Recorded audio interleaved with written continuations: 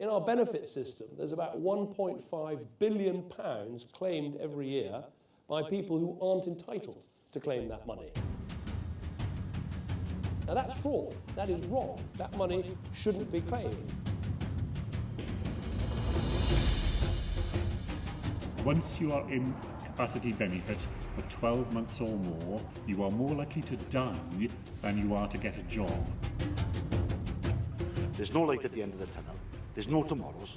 There's no future. There's no prospects. I'll work my heart out for anybody, you know what I mean? Anybody's willing to give me a job, I'm a good worker, I will work, like, you know what I mean?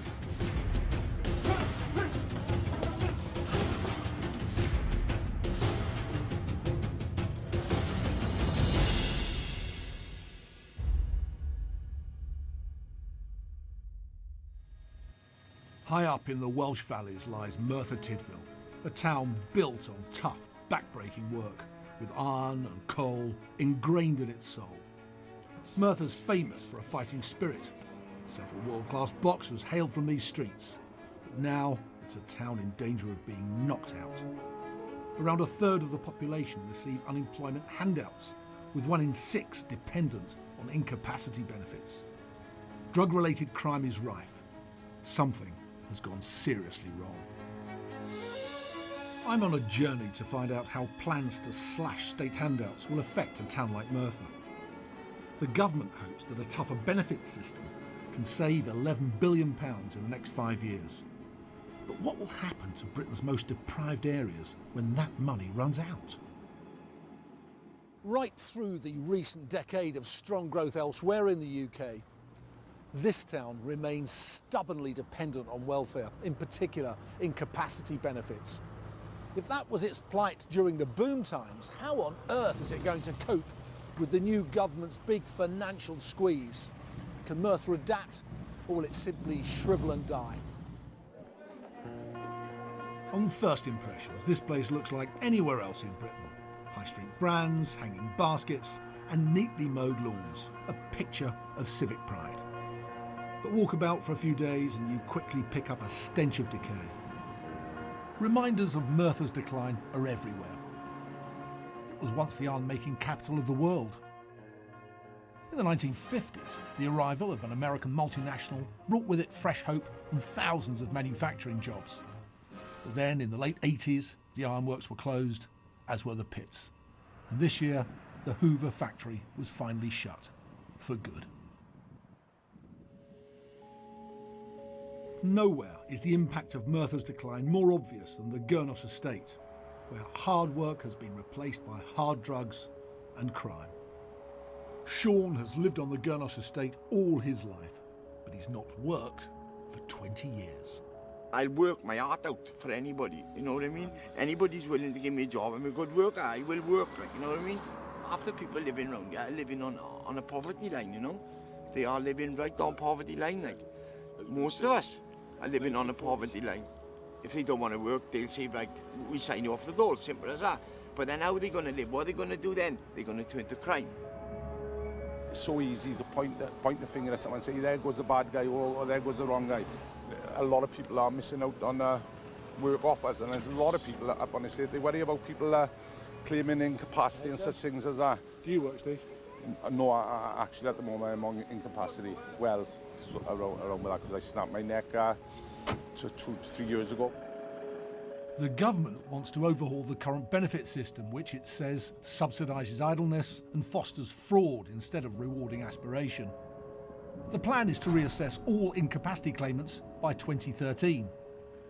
Housing benefits are to be cut by 10% for those who have spent more than a year on job seekers allowance. And single parents will be expected to find work once their youngest child has started school. In return, the coalition intends to slash bureaucracy, reduce the tax burden on low-paid jobs, and assist those who want to move to find work. But if ministers believe that simply by cutting back handouts they will transform the work-shy into willing employees, they could be in for a nasty surprise. How long have you lived on the Gurnos estate? Me? Nearly all my life. Really? Jay? All my life. Really? What do you think the future holds for you? Don't have a clue, Vic. Oh, me. just hoping if I get a job. What do you think the chances are? Doubt it very much. At the moment, looks like there's nothing going, like. How do you pay for your life? You said there are no jobs. Have you, either of you, ever had a job? I never ever had a job, me. How do you live? How do I live? Yeah, how do you live? Benefits, no. Income support. How much do you get? £38. £38 a week. That's it? Yeah. How do you live on £38? Can't really. I don't. Really, I live off my mother, I do, like. Does Mum work? My mother, no. She got kids, she have. Must be tough on She's 38. bringing up my daughter as well. She's bringing up your daughter? Yeah. Why is she doing it? Because I went through all drugs and all that. And then I got evicted from my house and all that because of drugs and that. And do you live on benefits as well? Yeah. How much do you get? £103 fortnight. Hang on a minute, how comes you get more than her? I don't have a clue. Because I non income support and because I didn't turn up to a job interview or something. And they docked my money. What about your accommodation where you live? Do you have to pay for that? I don't live nowhere. Do you? No. So where do you sleep? Wherever I can get my head down. Really? Friends' sofas and... Really? Mostly, like. What are the schools like in around here in Gurnos? So I've never been to school. Well, I never went to school. I always had bad behaviour and all that. And chucked out to school and all that. Did any of your friends go to school and get out? I mean... No, none. They're all still here? Yeah, they're all still here now. Right. Did anybody leave? Any of your mates get up and go, just leave? Or are they still in Merthyr, same place? Half of them's in prison. Why don't you just get on the bus and go to Cardiff? There's lots of jobs down there. Because I didn't know my way. And I didn't know no one down there. As far as I've been in Cardiff is outside the train station and back in. That's it? Really? Yeah. So does it feel like another world to you down there at Cardiff? Does it feel like a big city? Different planet. What was that like? Well, it was just utterly depressing. Bleak, nihilism, confusion, an awareness that this is just a desperate place full of crime, nothing to do, and yet an unwillingness to get out. Extraordinary. They talked about Cardiff as if it were planet Mars, somewhere else, way, way beyond their cognizance. Really depressing. To be frank, I was unconvinced by the grim negativity of this outlook. Yes, employment opportunities are scarce, but they do exist. The Merthyr meat processing plant employs hundreds of people, a good number from Portugal and Poland. Rumours that the company pays immigrants less than the minimum wage are not true. It's just that too often locals do not apply for the jobs. And at this open cast coal mine, the company running it offers training schemes for long-term employment. But it seems that many in Merthyr don't want this type of work. Whilst we have advertised the job and use Careers Wales to move things forward, they sent off about 80 applications to inform people. We only actually had 5 people applying for the business administrator trainee apprenticeship role. So let's get this right. You're a big, credible business. You're in an area where youth unemployment is high. You didn't just put a notice out there, you targeted those people and actually contacted them, and you only had 5 applications. That's right, that's right. Back on the Gurnos estate, there are some who say the problem is more complex than brazen laziness. Martin grew up here and has recently been employed as a local youth centre. He believes what's needed is further training and assistance to get people into work, not brutal cuts to meagre welfare checks. I've been given the chance basically to go back into work and earn the money and get qualifications you got a lot of people around you that haven't been given that chance and will never have that chance. Do you not think instead of bringing the jobs to the people, sometimes the people should go to the jobs? Yeah, I do agree with that, but if you're not qualified and you've got a lot of them asking for experience, how can you get the job? It was this centre, the engine house, that gave Martin his first experience of youth work. The place buzzes with activity and helps keep the kids of Merthyr off the streets. People keep talking, they can see what they like. Paul founded this centre in an effort to transform the lives of locals with little to do. His passion comes from a bitter, personal experience of the damage done by drugs. Paul's son became an addict at a young age and is now serving a 10-year prison sentence.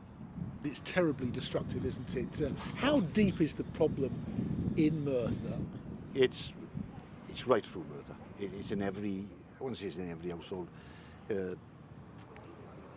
If your son's not on it and your grandson's not on it, then you're very, very lucky. What happened to your boy? Well, this boredom thing again. And the cheap hit was a couple of tomazepans and wash it down with a flag and a cider. And that then made you feel way out.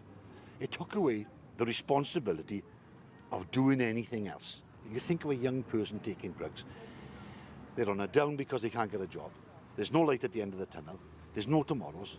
There's no future. There's no prospects.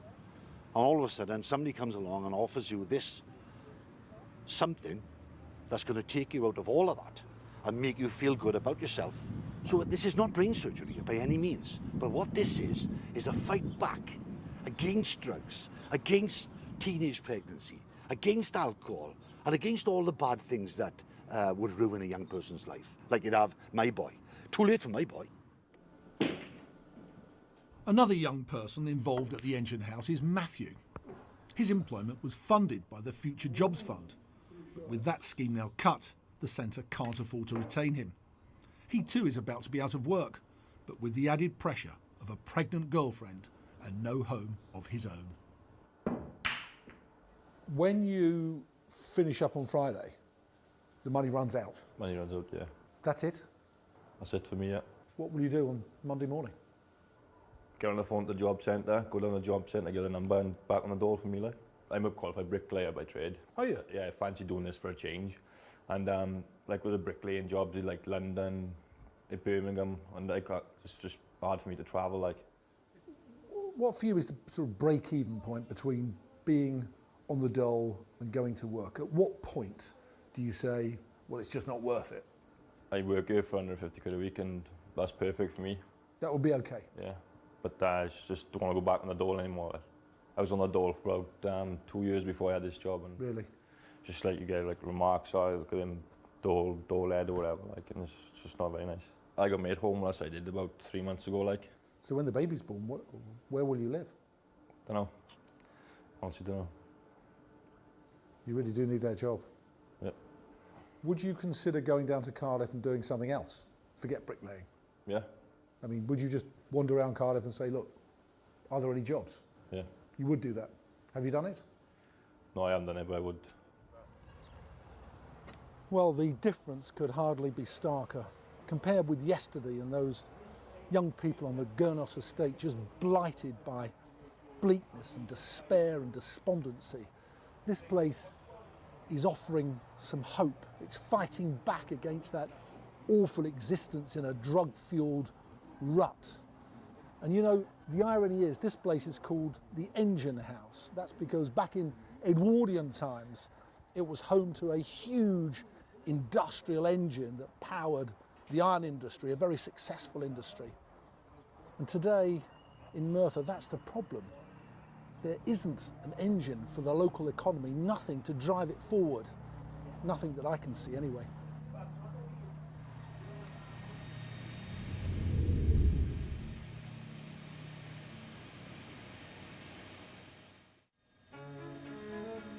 I'm on a journey to find out how the government's plans to slash benefits will affect a town like Merthyr, where huge numbers of people live on handouts. branded the sick note capital of Britain because of its welfare dependency, Merthyr's future is, at best, uncertain.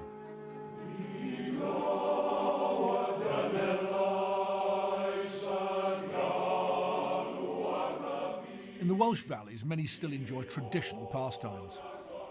But in Merthyr, there's also a proud record of excellence in a somewhat tougher pursuit: boxing. Producing world-class fighters such as Eddie Thomas and Johnny Owen, this town is renowned for its fighting spirit. In this respect, there's one man who surpasses all others, the town's best-loved son, former world featherweight champion Howard Winston. There's no British featherweight in sight who can take the title away from Howard Winston.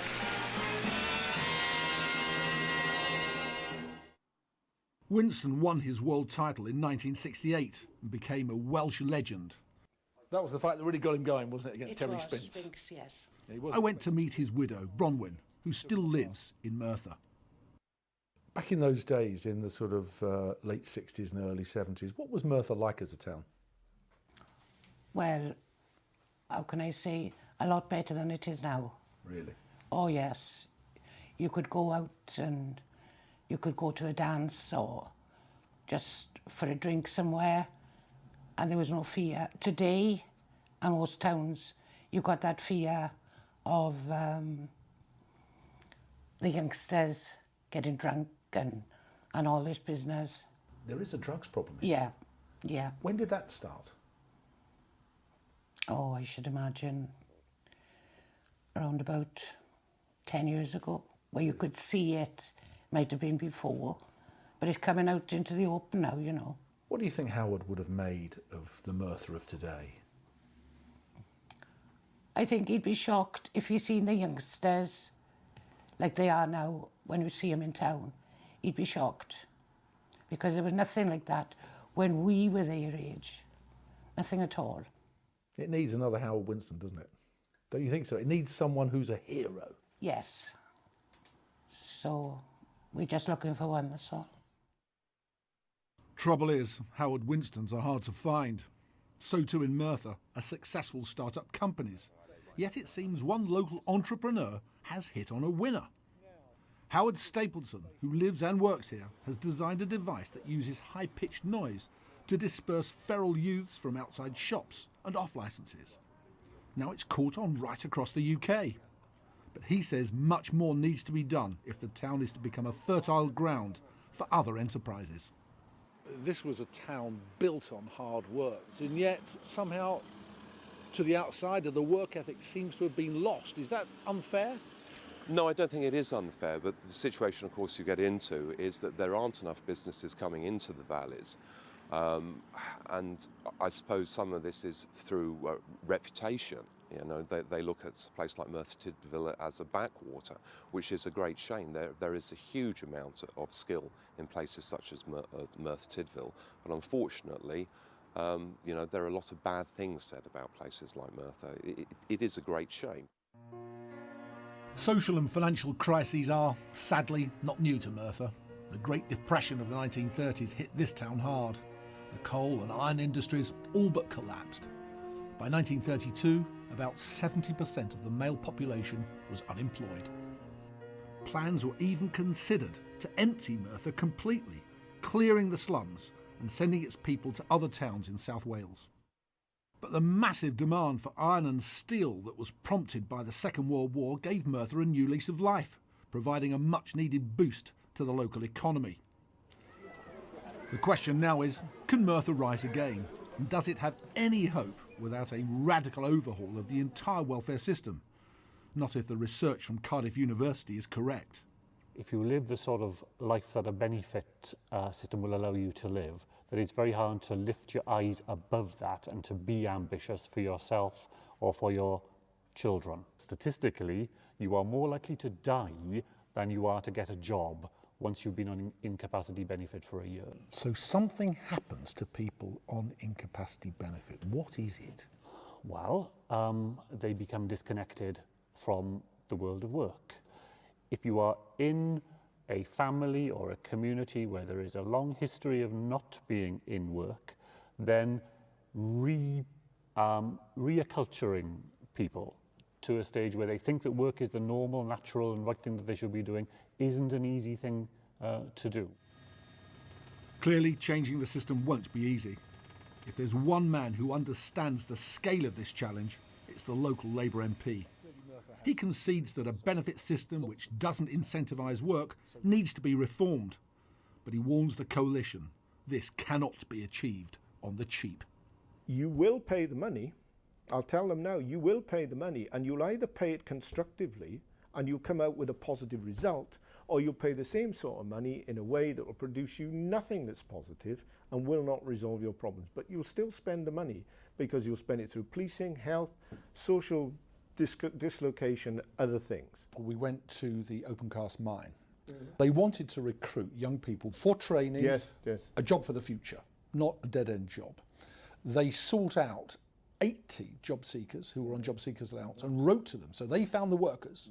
They only had 5 replies. So I'm putting it to you, unfortunately, at a certain level, there is now a culture of dependency that's set in Merthyr. Would you agree?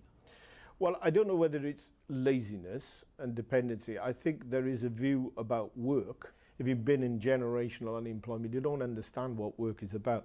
And everybody wants to be a film star. You know, everybody's gonna have some sort of career on, I don't know, coming out a Big Brother or something. Right? So younger people's expectations of the world of work are different. Now, I think that has to be addressed, and it's going to happen through the schools and through that training program and through Job Match and those other things, where people are told and shown and explained what that's all about. Where there are job opportunities made available, clearly people ought to have explained to them exactly what work is about and the fact that they have to go and take the work. Back in the town centre, the daily struggle to make ends meet grinds on. For Matthew, the hunt for a job has become even more urgent now that his girlfriend is expecting a baby. I travelled with him to Cardiff as he searched for a job outside of Merthyr for the very first time. His dole money is about £55 a week. To afford a daily commute like this, he's hoping to find a job paying at least 3 times that. In Cardiff, Matthew headed straight to the job centre, while I went to a nearby cafe and ordered the coffees. So, Matthew, how did it go? Not too bad. Walked in the job centre, just asked the man on the front desk, is there anything we do to help me get a job? He just said use the self-service machines provided. I used the phone, applied for 3 jobs doing labouring. Good. So there's some hope? Yeah, hopefully. And what were the wages looking like? Any good? Probably about 10,000 a year, like. About £200 a week? £200 a week, yeah. Because you live up in the valleys, would that be enough? Could you make that work for you? Probably get a daily, a week ticket on the bus. Happy days. So do you see a day perhaps when you might have to move down to Cardiff? Could you do that? If I had a job and I was up and running and see myself right, I'd probably think about having a house down this way. Matthew's experience shows that when it comes to jobs, there is a life outside Merthyr. Be in no doubt, however, this town is on the ropes. But it's not been counted out, not yet. When you see the passion of the boys at Dowless Boxing Club, there's hope. Hope that with the right support, Merthyr's next generation can fight back against a dependency culture. This is a town that has tested to destruction the fitness of the current welfare system. These are not lazy people, but their capacity for work has been eroded by well-intentioned but misguided benefits. The challenge for the new government is clear: to encourage and reward enterprise and aspiration, helping Merthyr to rediscover some of its famous fighting spirit.